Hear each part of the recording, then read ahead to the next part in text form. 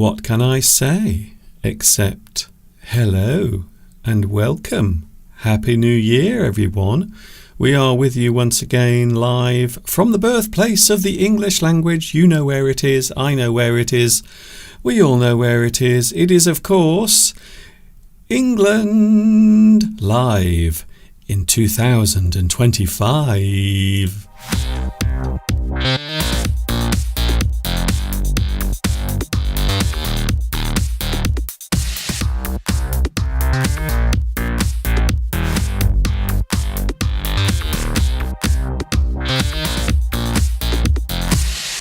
Here we go. Are you ready? Are you ready for some of this? Hi everybody, this is Mr. Duncan in England. How are you today? Are you okay? I hope so. Are you feeling good on this super duper New Year's Day? We have a new year, everyone. Welcome. 2025 is here. It is official. We are now in a new year, baby.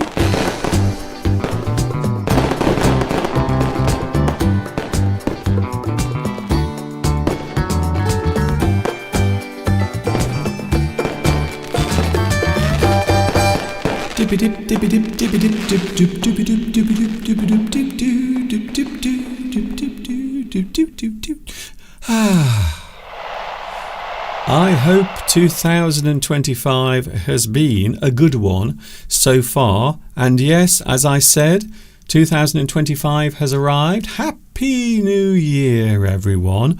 Of course, it is not just me, because that would be quite dull, to be honest, just me on the live stream, because we have the one, the only. He has decided to give up his free time today just for us. It is the one, the only, ladies and gentlemen, on this New Year's Day. Come on, Mr. Duncan, get on with it. It's Mr. Steve.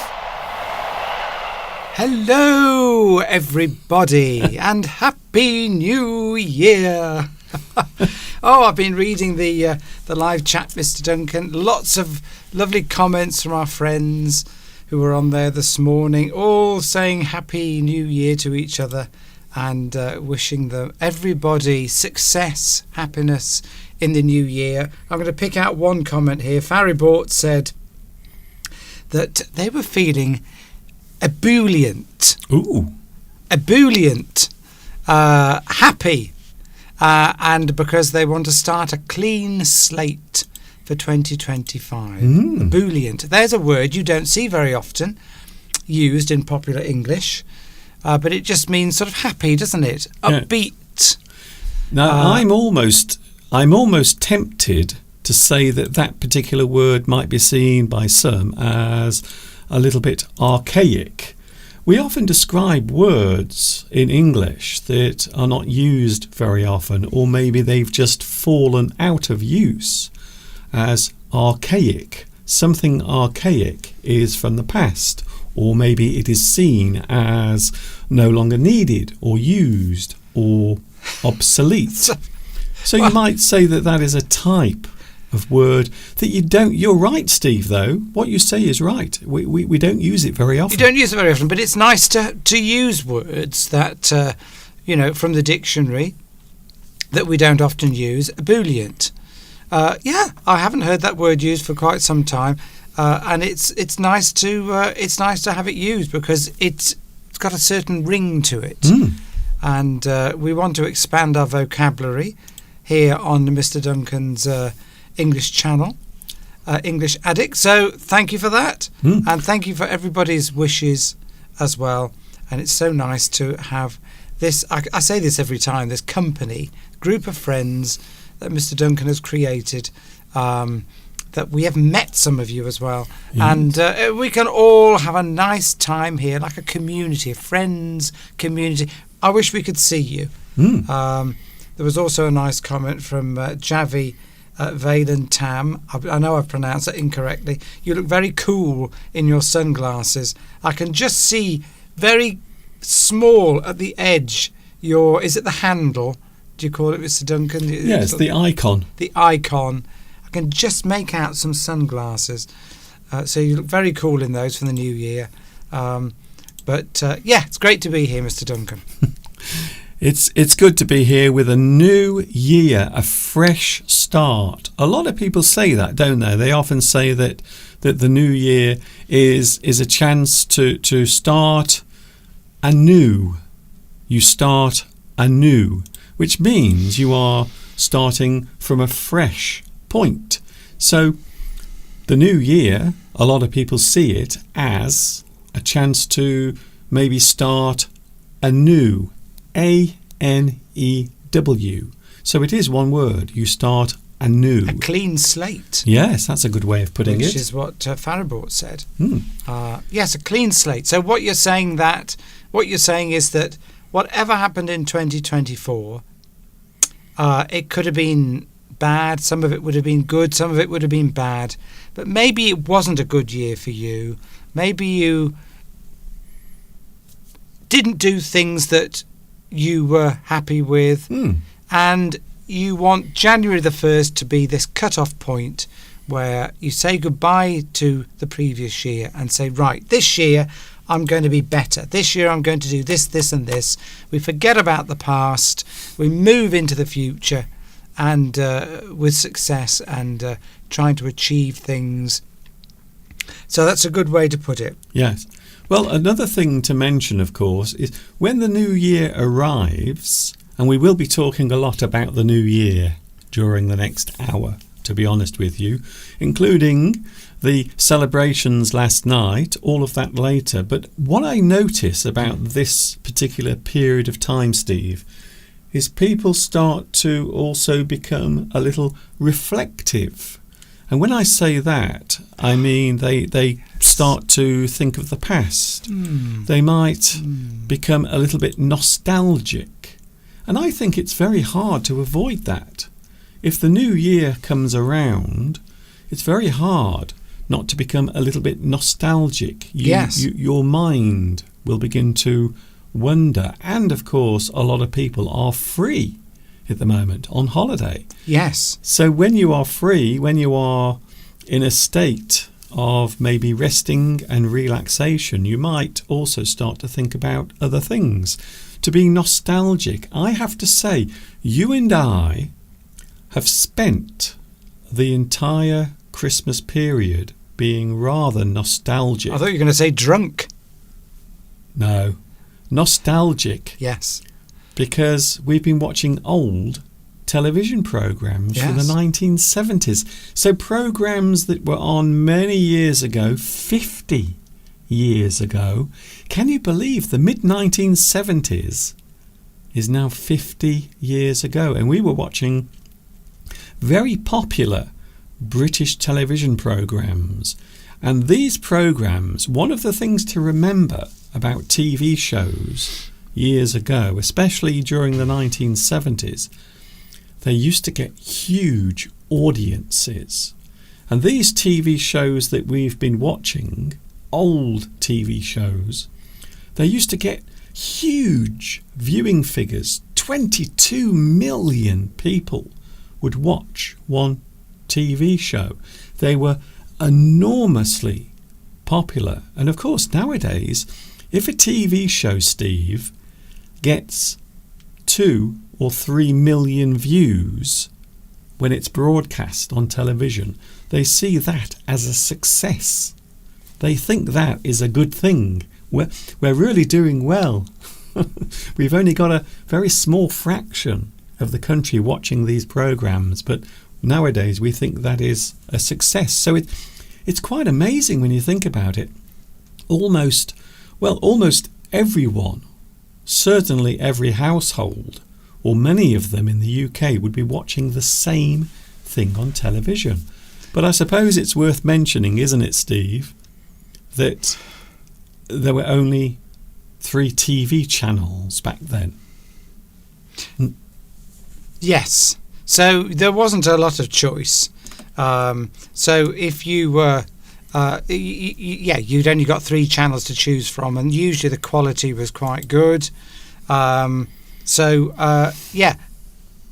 when you think of a program getting 20 million viewers, that was probably half the population of the country at the time would have been watching one program. I don't know how many. They did announce what was the most popular TV show on Christmas Day in the UK. Yes. It was a program called Gavin and Stacey, I believe. Yes. A BBC programme. So the BBC this year were feeling very smug and quite confident that they had won the ratings war of who would watch their shows the most. And yes, it was a special Christmas episode of a programme I've never really watched, and there's one reason. It has James Corden in the show. That for me is a no thank you. Well, Anyway. it was. I don't know how many viewers it got, but it was very popular. We didn't watch it. We were watching something from the 1970s. We were watching old TV shows, one in particular involving a married couple called George and Mildred. A very popular TV show from the mid-1970s. And there are episodes on YouTube. I'm not supposed to say this, by the way, but there are episodes, George and Mildred. Put it in, and there are lots of episodes. Very funny. It is about a married couple. The wife always tries to make her life better, but unfortunately her husband is, I suppose you would describe him as lazy, maybe? Yeah, he was a bit. He was a bit lazy. Yeah, he didn't like to work, and he liked his wife to cook all his meals for him. And he was very traditional and not very open to new ideas and new things, which I can relate to that with people that I used to know that sort of age. Life was very back then. People grew up then in the wartime with very, very fixed ideas and about a lot of things, the way society worked, the way you should dress, the way you should do things. Yes. And it would have been like that for many, many years. It's probably coming out of the wartime. And people are resistant to change. So I remember my parents always saying that they didn't like the Beatles. I mean, I was born in 1961, and my parents really probably should have been, they were probably just a bit too old. Born in sort of 1930, 1931. They were probably a bit too old for the 60s revolution. Anyway, and they looked at it with disdain. We're drifting very far away from what we're talking about. Which was TV programmes. One particular TV show about a husband and wife, and there is an interesting word that you used, and then I remembered the word after you used it the other night. The word is henpecked. Henpecked. Isn't that a great word? A henpecked husband. If ever there is a word that quite cleverly describes a certain situation, a husband who has to always obey his wife, whatever she says. Well, at least it means that the wife is always sort of getting at the husband to do things. Yes. Which I don't think is uncommon even today. No, I think it is. Well, we've seen it. We've seen it. So this TV show, even though it's a comedy, and even though it was written to be performed on television in a comedy, it does have elements of reality and truth. And you're right, Steve. We have, I don't know even if we should say this, but we're going to. It's New Year's Day. Everyone's doing something else. We've met a lot of people we know in marriages, and quite often the husband is rather henpecked. Would you say, Steve? Yes. Yeah. So they.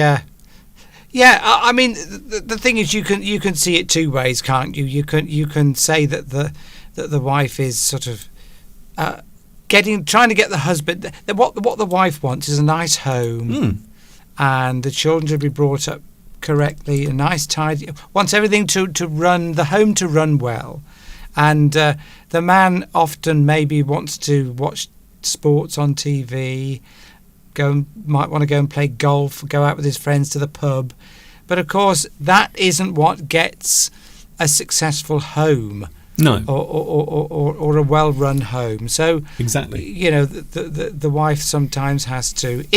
I mean, these days things are different. I'm talking sort of in the days when the wife stayed at home and the man went out to work. Yes, which is what I was brought up with. But that arrangement hasn't changed, because even though the wife has become more independent, you still see that element of the husband always wanting to please the wife, and the wife knowing that the husband is in that position. And so it does seem to be something that is kind of fixed in that type of relationship. Well, Mr. Duncan, we know what that is, what's going on there, don't we, Mr. Duncan? Because, what does a man want with a woman? Anyway. Quite often. So I won't, don't worry, Mr. Duncan. And so in order to, get that, sometimes, there's a little bit of, I think let's say, give and take. We can talk about the nuptials. Yes, we the can marriage, use that word. It's yes. a great. There's another good word. We are coming out with some good words today. Nuptials. That's it, Andrew. A hen is a chicken. So is in this context referring to a female chicken. And quite often, which is the hen. But this is also based on nature, because in nature, hens will often be quite aggressive to each other, but also to the male as well. So hens can be quite aggressive. They are quite aggressive animals, hens. And I suppose that particular phrase has grown from that action of the wife appearing to always peck at the husband, telling him what to do, what to wear. Yes, Palmyra, it is referring to a hen, a female chicken. Yes.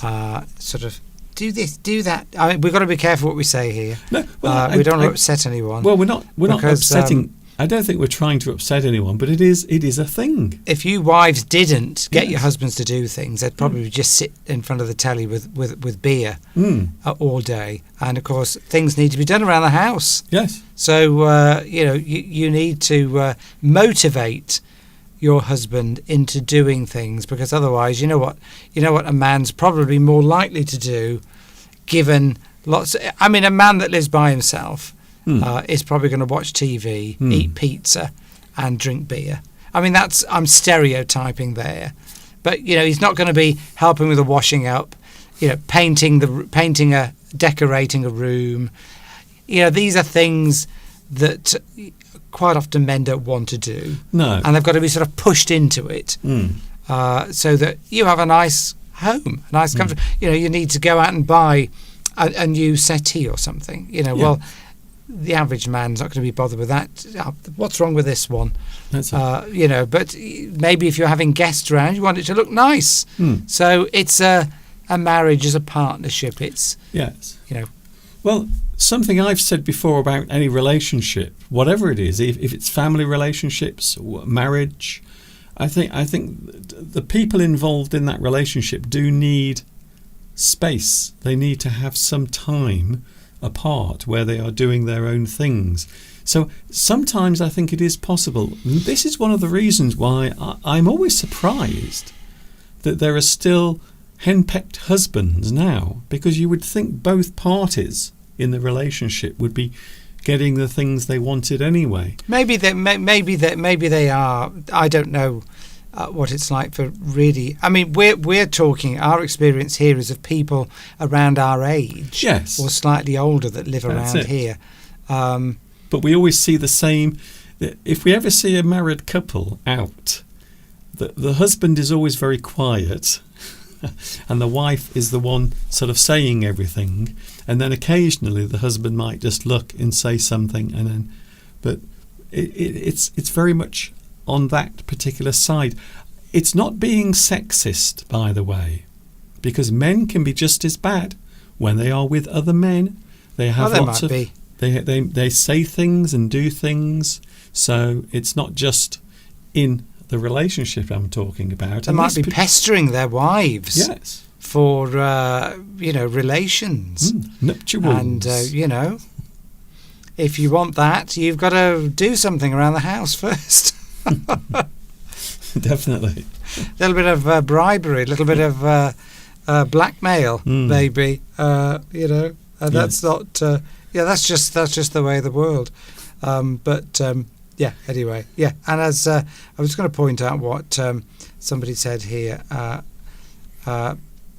about watching. Yes, Andrew says that. Of course, back in the day.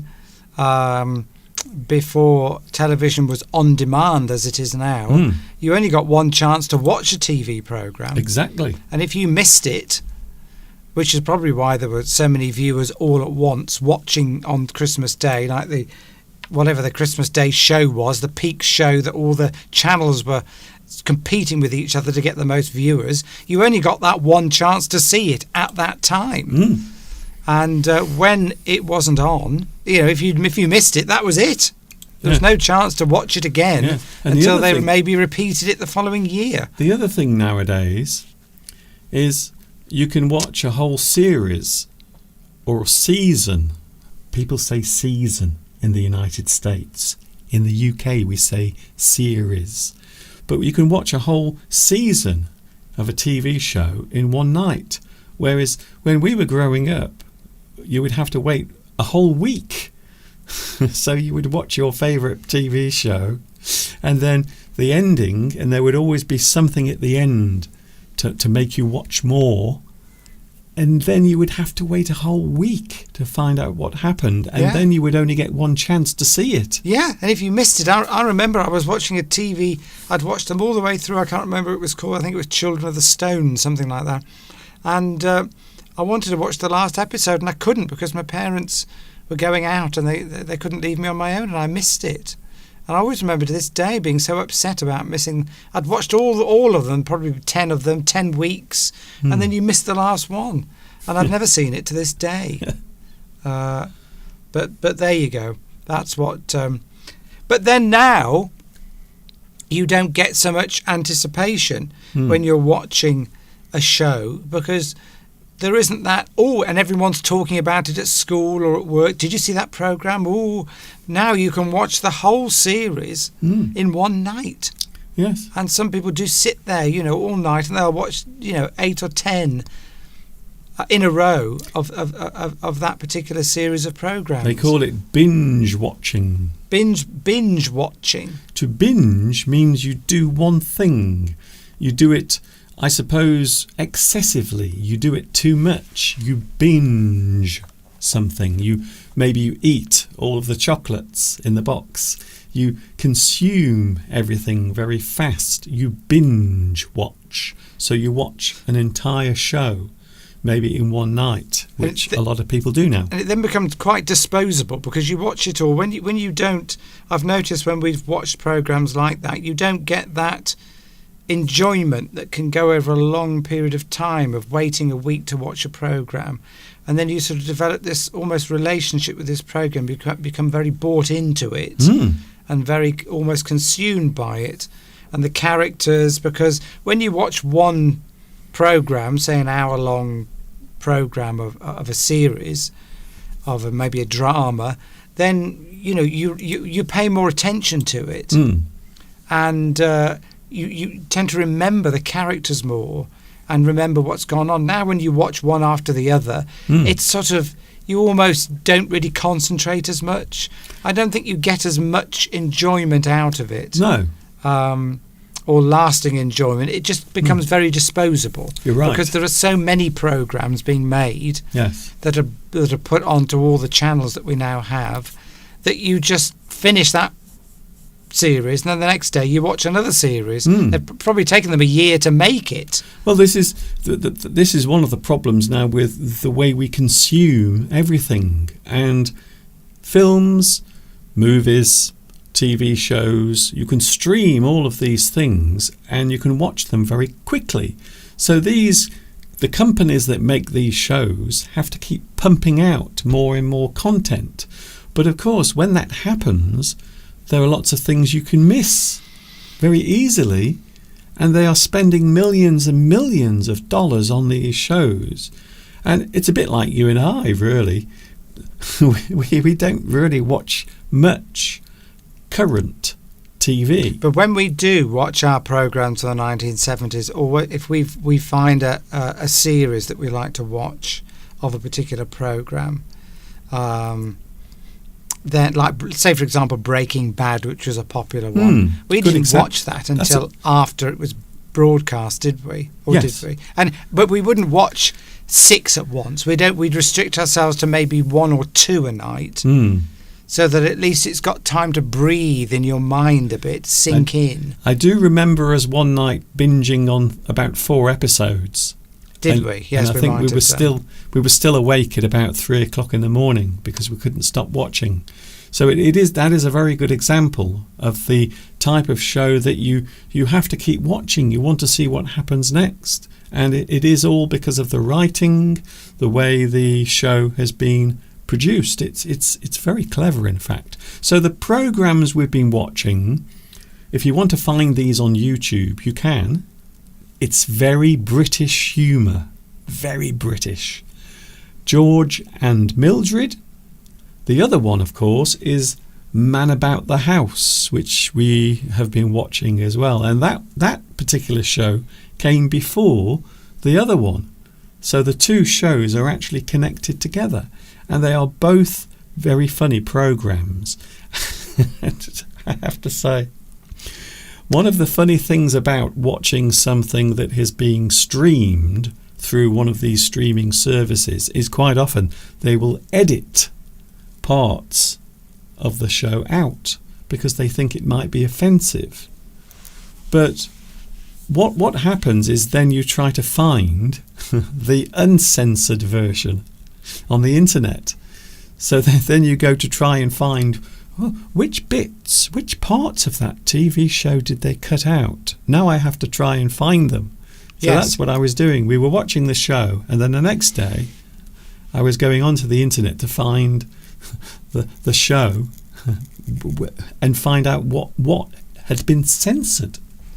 Yeah, because here in the UK, I don't know whether you get this in your country, here in the UK now, they take shows from the 70s, for example, like we're talking about, and re-show them. But they think that due to political correctness, that we can't possibly cope with the language that was used or some of the jokes which these days might seem politically incorrect. So they censor us, and basically it's like the thought police telling us that we mustn't enjoy these jokes anymore because they could be racist or sexist or something, or homophobic, which they often aren't. But it's other people telling us that we mustn't be allowed to see this. And programs, very gentle humour programs that we've been watching from the 1970s really wouldn't offend anybody, because if you watch it, that's in the context of the time when it was written. Yes. And then we've gone onto the internet and watched the uncut versions, and there's been jokes about gay people in there. Yes, they haven't offended us. I don't want to mention specific things at the moment. We just thought, well, that's not offensive. No. So to us, it's just other people saying what we will be offended by, and I always find that very, very strange. A very strange way of thinking. We ought to complain. When in fact, everything, and I mean everything, has an opportunity to be offensive when you think about it. This live stream to some people might be offensive in some way. They might go, I can't believe that guy with the glasses just said that. I'm clicking away. So that bald guy, what fancied calling me a henpecked wife. Fancied Husband. saying that women a hen pecking their husbands. Yes. That's stereotyping. That in fact could be offensive, but That might be. You can't go through life worrying, especially here, because we are, I suppose really we have quite a responsibility when you think about it, Steve, because we are here on the internet going out, but we don't really know who is watching. We know some of our viewers, but we don't really know where this thing is actually landing and whose mobile device it is appearing on. So they might have completely different tastes. Well, we certainly hope we're not offending you. By the way, we've got somebody on here who hasn't been on here, haven't seen a great friend of ours who hasn't been on here for a long time. SueCat77 is with us today. Lovely to see you here again on New Year's Day. And SueCat is saying that they used to like watching Vicious with Ian McKellen. Yes, that's a comedy programme. We love that programme too. It was really funny. Yes. With two classical British Shakespearean actors on there playing comedy, and it was very good. They were playing an elderly couple. Yes. So two men living together, and the other one, of course, was Derek Jacobi. Yes. Derek Jacobi and Ian McKellen, two huge stars of the stage. Yes. But doing something on TV in a situation comedy, very different from what they normally do. Yeah, because they're normally Shakespearean actors. Yeah, serious. He's normally playing a wizard. Yes. Something like that. Well, that's it. They start off making their names in theatre, they used to anyway, doing Shakespeare. And then, of course, they get into TV and films, and then they get into comedy later on. It's quite a common sort of way of a career of a famous actor. It is amazing how many actors start out in theatre and slowly they find their way into movies or quite often TV. So it isn't an unusual thing. It is certainly a good way of being spotted or found. And of course, TV and films is where the money is. If you want to earn a lot of money, then it must be very tempting. If somebody spots you as being a very good actor or actress, but we don't say actor or actress now, we just say actor. That covers both genders, or all genders, should I say? It must be very tempting if somebody spots you as being a very good actor of Shakespeare or in a play somewhere. It says, "Oh, will you appear in my film?" And they might say, "No, I'm not going to appear in films. That's beneath me." Well, how about £500,000? All right then. Yes. I mean, it must be very tempting if you're offered a large sum of money to appear in a film. It must be very tempting to do that. And it's regular. You know, a TV series is regular work, isn't it? And so when you think of certain actors or actresses, their background is more theatre. I suppose Dame Maggie Smith, who sadly passed away in 2024, her basic background was theatre and stage. Even though nowadays, and I remember after she died, everyone was saying Harry Potter actress. Yeah. Can I just say, when a wonderful established actor dies and they say Harry Potter actor or Harry Potter actress, I don't know why, I always feel slightly annoyed, especially when you know that their background goes way, way, way back. Movies, TV, theatre.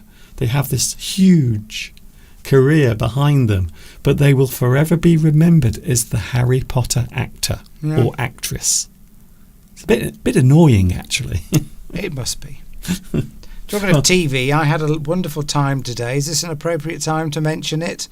What I was doing this morning at 10:15? Yes. Well, what I'm about to mention is what we do on New Year's. So a lot of people, of course, have what we call traditions, New Year traditions. So as the New Year arrives, there are often things that people do.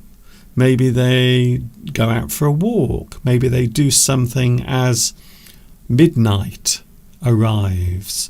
A lot of people last night were celebrating in London and all the other capitals around the world, even though some of our firework displays, especially in Scotland, were all cancelled for the first time in many, many years. It hasn't happened for a very long time. But there are many things. We used to run out the house. When midnight came, Steve, we used to run out the house and go round twice. First footing. Have you heard of that? No. They call it first footing. And what you do is you go outside. Quite often, well, another one is you would carry a piece of hot coal. Not in your hand, of course, but you would carry it, maybe in a bucket, and you would walk around twice for good luck and then take it back into the house. Right. And that was called first footing. Oh, Yeah. right. No, we didn't. You used to do that when you were a child. Yes. Yes, Right. it's very strange. We used to all go out the house and go round twice and then go back into the house. Were other neighbours doing it as well? We didn't see anyone doing it, but they might have been going another way, you see. They might have been going anti-clockwise. I think we went clockwise and they went anti-clockwise. But were you in your garden or in the street? In the street? So you didn't see anybody else doing it? No, not really. So it sounds like it was just you. Look. It must have been a Duncan's family tradition. Yes, maybe it was. And of course, you'd have had to have a coal fire. It is a real thing, though. First footing. I hope the YouTube subtitles get that right. And of course, another tradition involves this particular thing: the Wrekin, right next to our house. A lot of people will go up there on New Year's Day, and normally there will be crowds of people on the first day of the year, and they will all be at the top of that particular hill that we can see from our studio window. And as Mr. Steve wants to mention right now, there is another tradition which is broadcast on television, not only across Europe but many parts of the world as well. A traditional thing that's been going on for many, many years. What is it, Mr. Steve? Yes, it's the Vienna New Year concert, which always happens on the morning of New Year's Day every year, and I think they've been doing it since about 1950, something like that. They've been doing it for a long time. And it's traditionally the music of the Strauss family and other sort of composers of the time with similar type of music, sort of lively waltzes and polkas and marches, polkas rather, not polkas. There's a difference there. And I like to watch it. It's broadcast live on New Year's Day. So it's a live broadcast, although they do have the concert on the 30th and 31st of December as well, the same concert, but that's not broadcast live. But on New Year's Day, I like to sit there. It's 2.5 hours and watch it. Did any of you watch that this morning, or have you watched it in the past? It's Viennese music, popular Viennese music of the time. So we're looking at the sort of 19th century, Johann Strauss, the first and the second, and other members of the family who wrote it was popular music of the day, a bit like, and they wrote popular light operetta, you would call it, operetta, light opera, like Die Fledermaus, Gypsy Baron, equivalent to, in this country, a Gilbert and Sullivan type of music. It's like pop music of the day. And it was by the big orchestras like the Vienna Philharmonic, who of course are the main orchestra that play this music for the New Year concert. At the time, it wasn't played by the famous orchestras of the day because it was seen as sort of below them, because it was popular music. It was music for the masses. Whereas in those days, in sort of 1850, 18, in that period of time, sort of 1830 through to the end of that century, when that music was being produced, more music for the masses, for popular tunes, then the orchestras were sort of playing Mozart, Beethoven, and more sort of serious music, and they didn't want to play this. It was too sort of almost common. Yes. And it wasn't in sort of 1920s, 1930s that they started taking that music seriously and playing it in concerts. And it's unusual for us to think of that as the pop music of the day, but it sort of was. Well, a lot of people say about certain composers, if Mozart had been around in the 1970s, he would have been a rock star producing that music. So you're not talking about the actual music being rock and roll, but certainly the perception of those composers and the type of music. But you're right, Steve, there was a lot of snobbery. As there still is around Gilbert and Sullivan. It's not regarded as sort of top classical music by classical aficionados, experts in that music. They don't regard it as the top class classical music. They regard it as sort of it's classical music for the masses is what it was seen as at the time.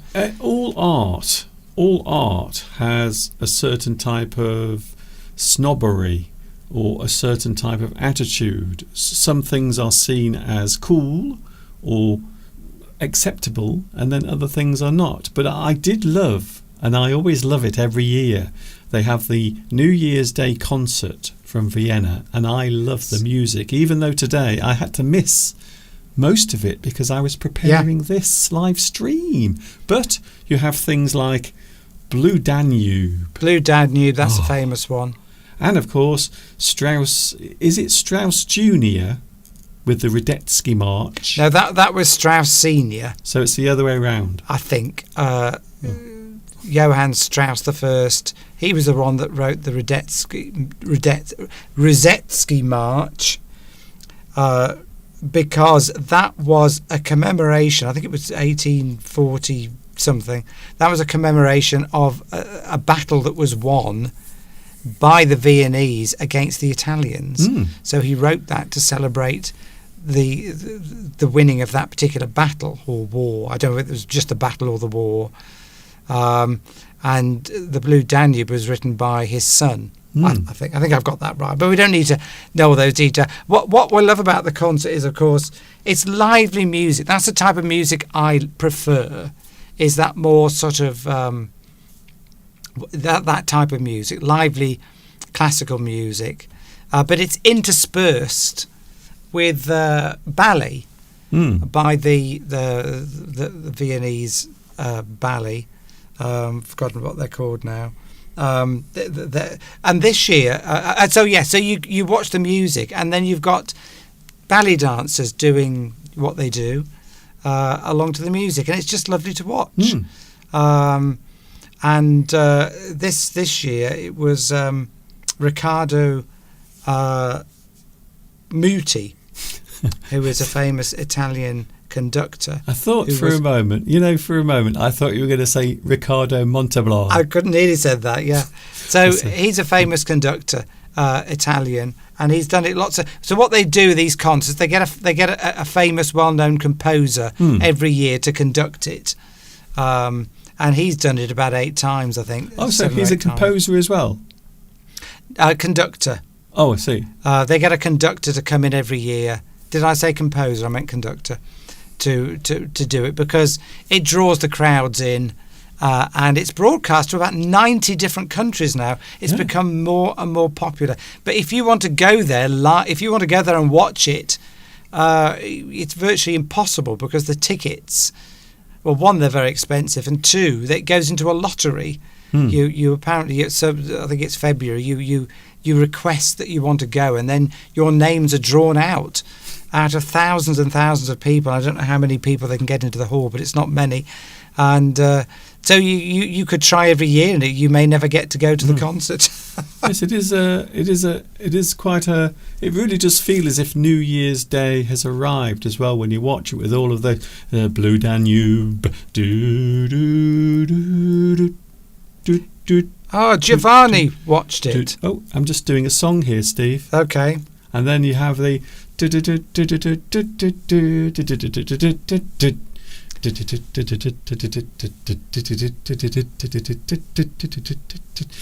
great music. Sorry, Steve. I'm not surprised Giovanni was watching it with Muti there conducting. Italian. Famous Italian conductor. He's got that sort of floppy mass of hair.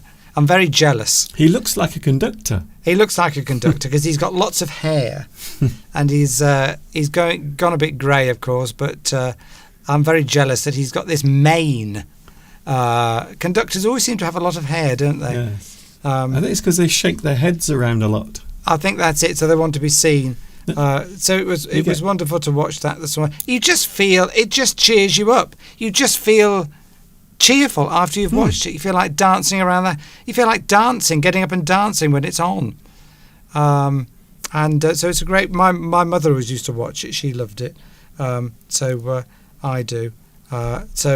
Anybody. So there's two of us. At least three of us. At least two of us watched it. Yeah. Make your mind up. Myself and Giovanni. Anybody else watch it? Yeah. Well, I think a lot of people might watch it later as well. So not everyone watches it at the same time. I think it's rebroadcast in some countries as well at different times. So it's not always carried live. Steve? Yeah? I've just got to move on a bit because we are running out of time. Oh, we are, yes. I want to say hello to your sister. Oh, yes, okay. If you're watching, I don't think you are because I think you have something else to think about today. Happy birthday to your sister. Yes. Your sister has a birthday on New Year's Day. She does, yes. My mother's was on the 28th of December. So I had a lot of gifts to buy at this time of the year. It was actually quite good in a way because you couldn't possibly forget my mother's birthday. Christmas Day, obviously, you get presents from my mum and my dad and my sister. And then I knew it was 28th was my mum's birthday, so I had to get the present for her before Christmas because all the shops would have been shut, and I wouldn't be. So I had to think about that. And I also had to think about getting a present for my sister on the 1st of January. Yes. So I had it all at that time of the. All I had to worry about then in family was my father in September, and everyone else was done. So it was quite convenient, really. Then of course yours follows not long after. Yes, but I don't have to get a present for myself. No, I didn't. Well, you can if you want, Steve. Beatrice is going to watch the concert later. Yeah, of course. Well, that's it now. You can watch it later because it's repeated. I actually found out. Do you know? For years, I've watched it and I've wondered. Sorry, Mr. Duncan. You see the ballet sequences and they're dancing to the music. For years I've tried to work out how do they coordinate that, because the ballerinas, the ballet dancers, are in a different location to the famous Golden Hall where they conduct where the orchestra are, and I could never work out how they timed it. Well, apparently that's recorded separately, and they sort of blend it in, and you don't know it's happening. The people in the hall are getting the music live, but we're getting a recorded version, and they sort of blend it all in. You can't tell. Anyway, I'll move on, Mr. Duncan. That's good. We have, and I haven't said hello to the live chat today. I suddenly feel very guilty because I haven't even mentioned the live chat. So I'm going to quickly say hello to some of you because you have given up part of your New Year's Day celebrations. So can I say hello to Giovanni? Hello, Giovanni. Beatrice, it's nice to see you here. Saturino, Alexander, Faribors, Sukat, who we mentioned earlier. Vitas is here today as well. Irene, my goodness. So many here today. Also we have, who else is here? Bilge. I'm not sure if I pronounced your name right there. I think it might be French. It might be Bilge. And also we have a couple of more. Florence and Palmyra. Oh my goodness, there are so many people here today. Thank you very much for joining us. Thank you, Florence, and who else? I will mention a couple of more. I don't like leaving people out. I always feel guilty afterwards if I forget someone. So if I have forgotten you, please let me know. Please say, Mr. Duncan, you've forgotten my name. I'm coming round now to sort you out. Yes, my sister just missed the New Year. I think my mother was in hospital. I think my sister arrived at sort of 3 o'clock in the morning on New Year's Day. I seem to remember my mother telling me. My mother was the one that I suppose she really did celebrate the New Year with a new baby. Yeah, that must have been quite something at the time. Yes, celebrate it with a little pop. Which had just reminded me. I've just remembered I've got a friend. A work friend, a work colleague I've known for many years. I'm going to put this piece of paper on the floor to remind me. Okay, Steve. Later. It's her birthday today as well. That's another 40 seconds of the show gone. That's so naughty. One of the things I should be doing, you see, this year, because we are now in a new year, brand new, there are things we want to change. Of course, there might be things, Steve, that you don't want to change. Maybe there are things that you are perfectly satisfied with, you are perfectly happy with. So maybe there are things in 2025 that you don't want to change. We often think of changing things, but what about things that you don't want to change very much? Are there any things that you can think, Steve? What don't I want to change? I don't want to change my car. Okay. You mean, I don't want to change my exercise routine. A good one. So I'm quite happy with that. I don't want to change that. I don't want to change. What else don't I want to change? Just the way I eat.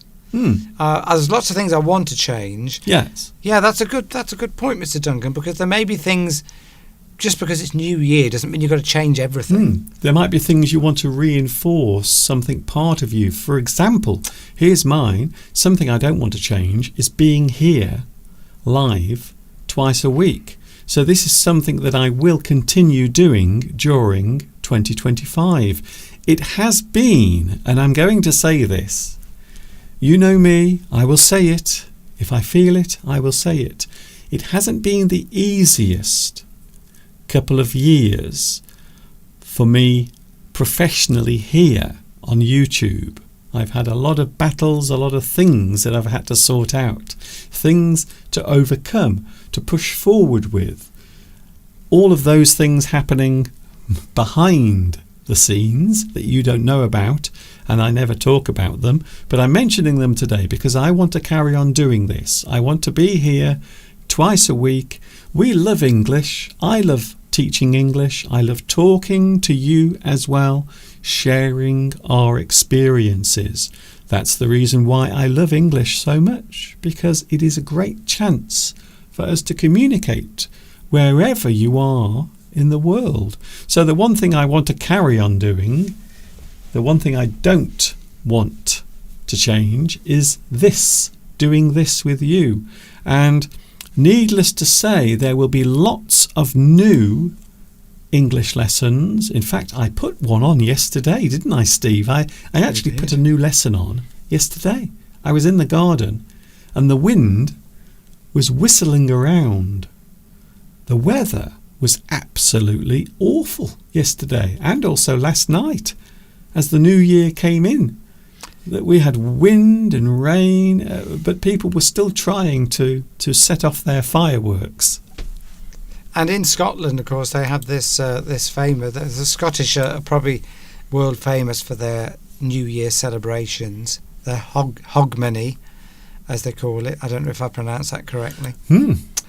Hogmanay. They do really celebrate this. It really is a big tradition in Scotland, and they do it in a big way.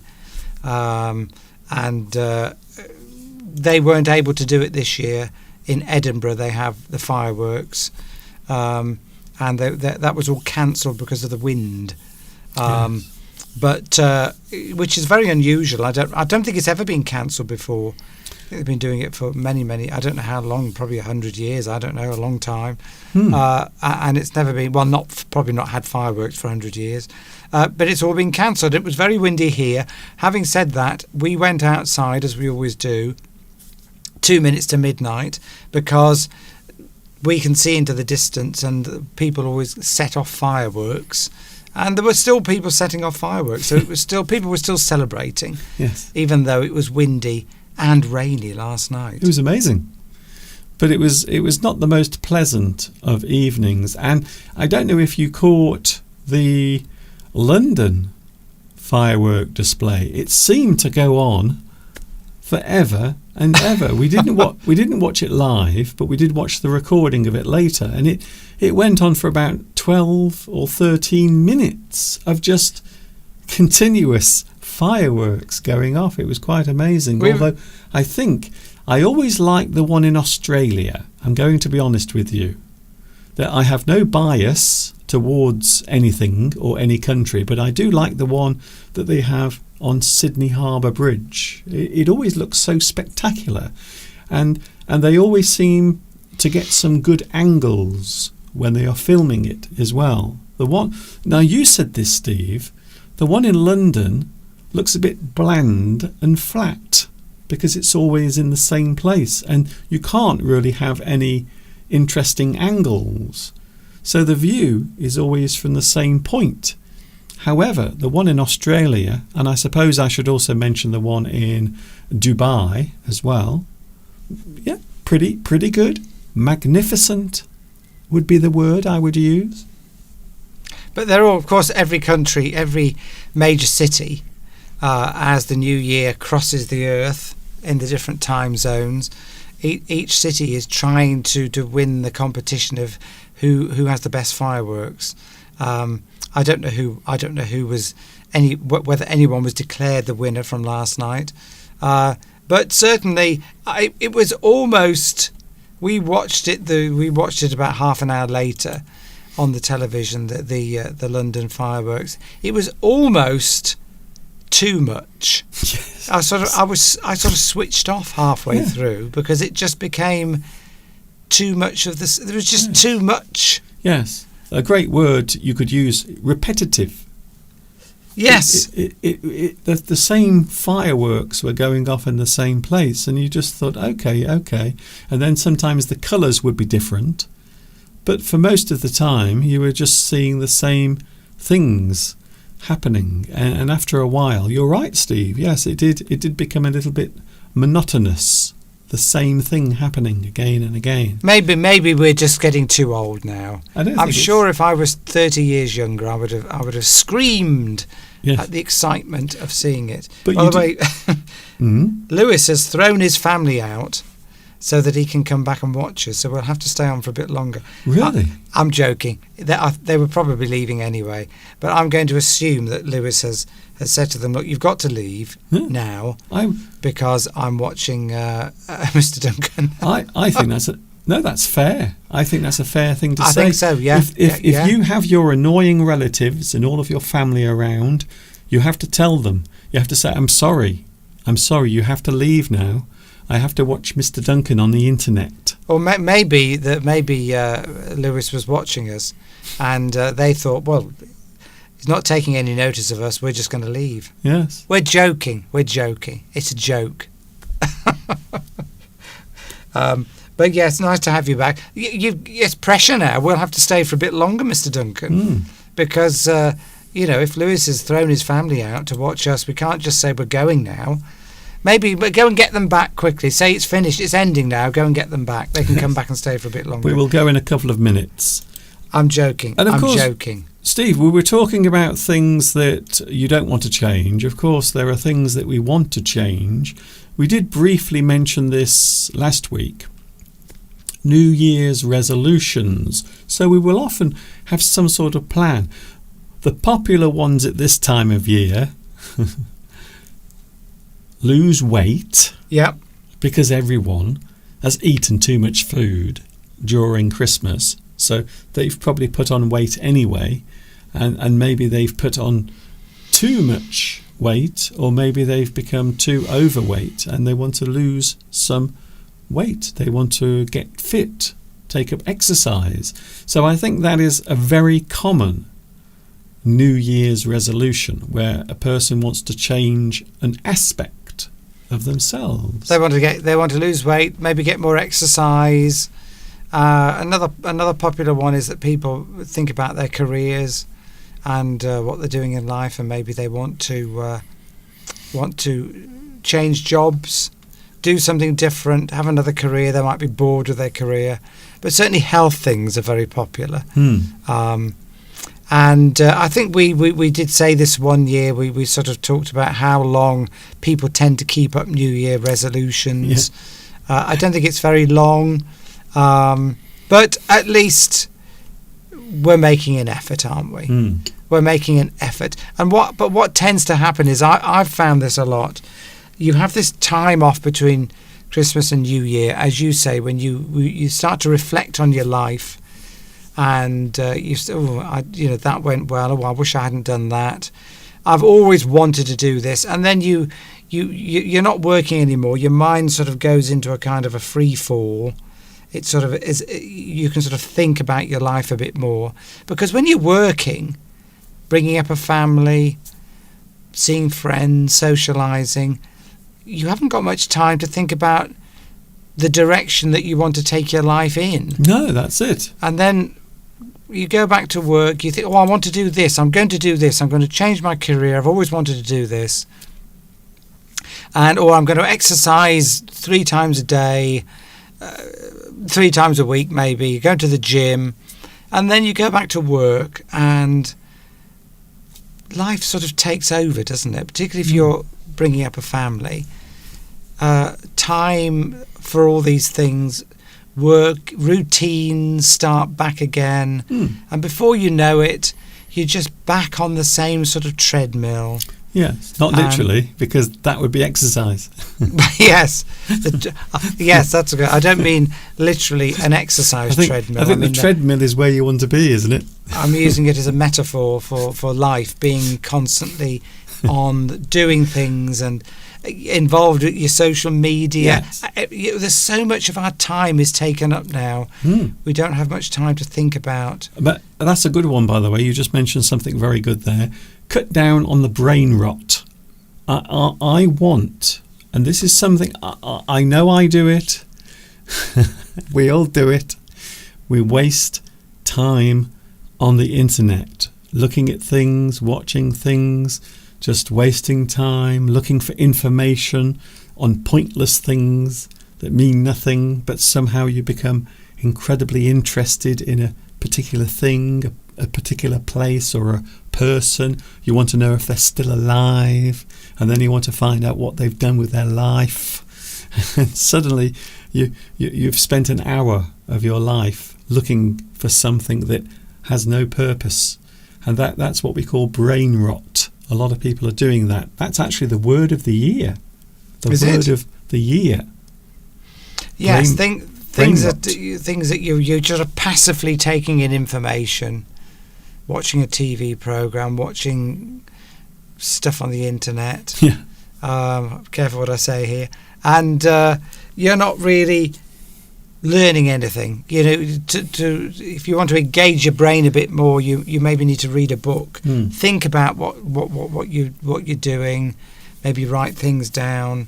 Things that are a bit more interactive, that involve your brain more. I mean, I want to commit to calming down a bit with meditation. That's going to be one of my main themes for this year. I mean, I've already sort of started, but I want to learn to sort of reduce stress, mental stress a bit, by sort of just not always thinking all the time about things, and just allow myself to calm down. That's it. And of course, we have plans for this year, plans involving this, and also hopefully you as well, because we will be meeting up in around April. April? Or maybe late April, or early June. June, we said. Don't panic, Steve. We said June. Yes. Anyway, sorry, Steve. First or second week of June. I just want Put to it get in this, your diary. Okay. I just want to get this information out quickly. We are planning something in, beginning of June, early June. We are hoping to meet up, and we are going to Paris. So that is the place. We haven't got the dates yet, but we are having the Paris rendezvous will be back because we did it way back in 2023. We are doing it in 2025, and there might even be an extra place that we are going to visit. So there might be another opportunity, but we just have to make those arrangements. So you might say that is one of our New Year's resolutions, Steve. Yes. To sort out the big English addict rendezvous. Early as possible before you book your holidays. the big English addict rendezvous. We ought to commit to a date. We ought to say that by a certain date we will have sorted this out. Are you willing to commit to a date, Mr. Duncan? Well, I'm not committing Live. to a date here now on the internet. Not live. You know what happens when that occurs. So we are going to sort out the dates. We will be in Paris and hopefully somewhere else as well. We have sort of given some clues away as to where it might be, but we do feel as if it would be nice to go to more than one place, hopefully. All we have to do now, I've got to save up my YouTube money. It might be another 3 years in that case. Well, I have to say, I am so pleased to see so many of you today joining us on what is, for most of you, a holiday. I would imagine most people are actually off from work, even though it is midweek, because I keep forgetting it's Wednesday, you see. It doesn't feel like Wednesday, does it? No, it feels like Sunday or something. It feels like the weekend. Yes. In fact, I kept thinking I was doing the Sunday live stream, but I'm not. However, we will be back with you on Sunday. Yes, we will continue. We will do it. We will think ahead, and we will be with you on Sunday and Wednesday during 2025, as long as we stay healthy and alive. I will try my best anyway. I really will. Thank you for your company today. Have you enjoyed it, Mr. Steve? Yes. I know you've had a busy day because you were watching that concert, by the way. The concert from Vienna is very long, isn't it? It's 2.5 hours. They have a bit of a break. In fact, they had a space theme to it this year. Oh. Because, of course, 2001, the music to that was that Strauss music? I think it was. There was, that Blue Danube. The Blue Danube, yes, was of course in 2001, A Space Odyssey. And they had... I didn't quite understand what was going on. Maybe Giovanni, if he was watching it, can explain it. But they had Strauss music playing, and they had a sort of a spaceship that looked like the one in the film with somebody who I think was a descendant, or they were saying he was a descendant of somebody in the Strauss family that wrote the music, and he was using the spaceship, I think, to go back in time to view. He came to Earth in the spaceship as a future. As a descendant of maybe the Strauss family. Yes. And he was looking at the music over the years. So this was a performance. This was a performance. Yes. So you had this one person on his own in a spaceship, and then he was sort of dialing in different dates and looking at the music, and he was getting tearful at the end. I did not see that. So No. that is given me an idea. I want to watch that, you see. I will watch it on the BBC iPlayer and hopefully enjoy that as well. I didn't quite understand what was going on, whether he was time travelling. I think he was time travelling in his big spaceship. He was probably looking at significant points of time. I think that's what it was. Of the music in the 1800s, of the Strauss music, which sort of went on almost for 100 years. Sort of started around sort of 1820s, right up to the early 1900s. It was quite an interesting montage, I suppose you would call it. But yeah, lovely concert. Put me in a good mood, and I hope it has. That's the idea behind it. And if you supposed to put you in a good mood. If you like classical music, I would say that is a pretty good thing to have maybe playing in the background, because it's the sort of performance, it's the sort of thing you can have on, but you have it playing in the background, a bit like my live streams.